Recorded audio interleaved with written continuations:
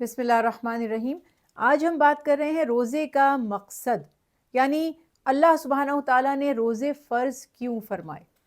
قرآن پاک ہی سے اس کا جواب ملتا ہے جب اللہ تعالیٰ کی طرف سے روزے کی فرضیت کا حکم آتا ہے۔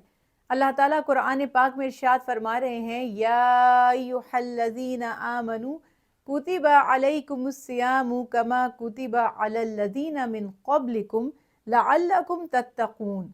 اے ایمان والو، تم پر روزے فرض کیے گئے جیسے تم سے پچھلے لوگوں پر کیے گئے تھے، تاکہ تم پرہیزگار بن جاؤ، یعنی تاکہ تم تقوی اختیار کر لو۔ تقوی کیا ہے؟ تقوی ہی روزے کا مقصد ہے، تقوی ہی روزے کی غرض و غایت ہے، تقوی ہی روزے کا اصل جو اللہ سبحانہ تعالیٰ نے فرمایا نا کہ مقصد کہ تقوی اپنے اندر پرہیزگاری پیدا کرنا۔ یہ پرہیزگاری کیا ہے؟ یہ تقوی کیا ہے؟ اللہ سبحانہ تعالیٰ نے قرآن پاک میں ابتدا سے ہی اگر آپ دیکھتے ہیں کہ متقین کی تعریف فرمائی۔ تقوی، متقی، متقین، یہ سب جو ٹرمز قرآن پاک میں یوز کی گئیں، مقصد یہ ہے کہ احتیاط کرنے والے، پرہیزگاری کرنے والے، بچنے والے، یعنی کانشیس۔ تو تقوی بیسیکلی کانشیسنس ہے۔ ایک شخص یہ سوچے کہ وہ جو کام کر رہا ہے وہ صحیح ہے یا غلط، اس کام میں اس کے لیے خیر ہے یا شر، اس سے اس کو گناہ ملے گا یا ثواب، وہ عمل اس کو اللہ کے قریب کر دے گا یا اللہ سے دور کر دے گا، وہ عمل اس کو جنت میں لے جانے کا باعث بنے گا یا نعوذ باللہ خدا نخواستہ جہنم کے قریب کر دے گا۔ یہ جو کانشیسنس ہے یہ سب میں نہیں ہوتی، اور یہ کانشیسنس ہماری اگر آپ اپنی روٹین لائف میں دیکھیں، کھانے پینے میں بھی سب میں نہیں ہوتی۔ کئی لوگ بغیر سوچے سمجھے کھاتے چلے جاتے ہیں، نہیں دیکھتے کتنی کیلریز ہیں، نہیں دیکھتے ہمیں کتنی ضرورت ہے، اس کی زیادہ مقدار ہمارے لیے مصیبت کا باعث تو نہیں بن جائے گی، اس کی ایک زیادہ مقدار سے یا زیادہ ایکسیڈ کرنے سے کہیں ہمیں کوئی بیماری تو نہیں لگ جائے گی۔ کچھ لوگ بہت کانشیس ہوتے ہیں۔ تو یہ جو کانشیسنس ہے، یہ جو احتیاط ہے اللہ کی رضا حاصل کرنے کے لیے، گناہوں سے بچنے کے لیے، یہ بیسیکلی تقوی ہے۔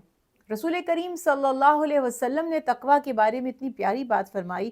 آپ نے فرمایا کہ تقوی یہ ہے کہ تم اللہ کی رضا کے لیے اس چیز کو بھی چھوڑ دو کہ جس کے صحیح یا غلط یا تمہارے حرام یا حلال ہونے میں تمہیں شبہ ہو، یعنی جس چیز کے بارے میں شک بھی ہو جائے نا کہ پتہ نہیں یہ جائز ہے یا ناجائز، اس کام کو چھوڑ دینا کہ کہیں یہ نہ ہو کہ مجھ سے غلط ہو جائے، یہ ہے تقوی۔ اور حضرت کعب الاحبار رضی اللہ تعالیٰ عنہ سے حضرت عمر فاروق رضی اللہ تعالیٰ عنہ نے ایک دفعہ پوچھا کہ آپ تقوی کی کیا تعریف کرتے ہیں؟ فرماتے ہیں، کیا کبھی آپ خاردار کانٹوں والی جگہ سے گزرے ہیں؟ حضرت عمر رضی اللہ تعالیٰ عنہ نے فرمایا گزرا ہوں۔ تو فرمایا آپ کیسے گزرے تھے؟ تو عمر فرماتے ہیں حضرت کعب سے کہ میں اپنے کپڑوں کو، اپنے دامن کو سمیٹ سمیٹ کر گزرا کہ کہیں کسی کانٹے میں الجھ نہ جائے۔ تو آپ فرماتے ہیں کہ بس یہی تقوی ہے کہ انسان دنیا میں احتیاط سے رہے، اپنے ہر عمل کے بارے میں سوچے کہ یہ غلط ہے یا صحیح۔ روزے میں یہ چیز حاصل ہو جاتی ہے۔ روزے کا جو بیسک کانسیپٹ ہے نا، دیکھیے ہم نے لرن کر لیا، ہم نے جان لیا کہ ہم کانشیس ہو سکتے ہیں، ہم صبر کر سکتے ہیں، ہم کام کو سوچ سمجھ کر سکتے ہیں۔ آپ ایک وقت مقررہ پر سحری کرتے ہیں، وقت مقررہ پر افطار کرتے ہیں، اس کے درمیان کھانے پینے سے بچتے ہیں، جن چیزوں کو اللہ نے منع فرمایا ان سے باز رہتے ہیں۔ یہ چیز پریکٹس کرواتی ہے سیلف ڈسپلن اور سیلف کنٹرول کی۔ پھر ہم یہ سیکھ لیتے ہیں کہ جب اللہ کی رضا کے لیے ہم نے کھانا پینا بھی چھوڑ دیا تو ہم گناہ بھی چھوڑ سکتے ہیں۔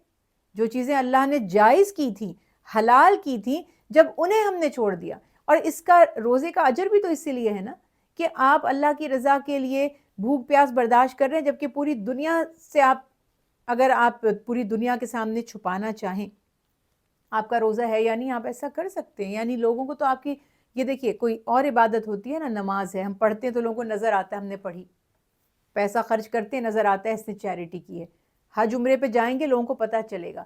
روزے کا کسی کو پتہ نہیں چل سکتا، یہ آپ کا اور اللہ کا معاملہ ہے۔ اگر میں آپ سے کہوں میرا روزہ ہے اور معاذ اللہ نہ ہو تو آپ کیسے جانیں گے؟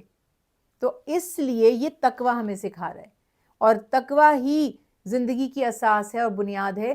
اور اللہ تعالیٰ سب سے پہلے میدان حشر میں اعلان فرمائیں گے، این المتقون، تقوی والے کہاں ہیں؟ جنہوں نے میری رضا کے لیے صبر کیا، جنہوں نے میری رضا حاصل کرنے کے لیے اپنے نفس کو مارا، آئیں، سب سے پہلے میں انہیں اجر دوں گا، سب سے پہلے میں انہیں جنت میں داخل کروں گا۔ تو ایک انسان کا کام یہ ہے کہ وہ اپنے آپ کو حالات کے رحم و کرم پہ نہ چھوڑے، بلکہ ہر کام کرنے سے پہلے ایک لمحے کے لیے رکے اور سوچے کہ میرا یہ کام، یہ عمل اللہ کا پسندیدہ ہے یا خدا نخواستہ ناپسندیدہ۔ اگر اللہ کو پسند ہے تو کروں گا، اگر اللہ کو نہیں پسند تو بچوں گا۔ بس یہ پریکٹس انشاءاللہ ماہ رمضان میں اگر ہو گئی تو باقی 11 مہینوں پر بھی اس کا اثر ہمیں نظر آئے گا۔ اللہ تعالیٰ ہمیں تقوی عطا فرمائیں، اللہ تعالیٰ ہمیں متقین میں شامل فرمائیں، اور اللہ ہماری عبادات کو قبول فرمائیں، آمین۔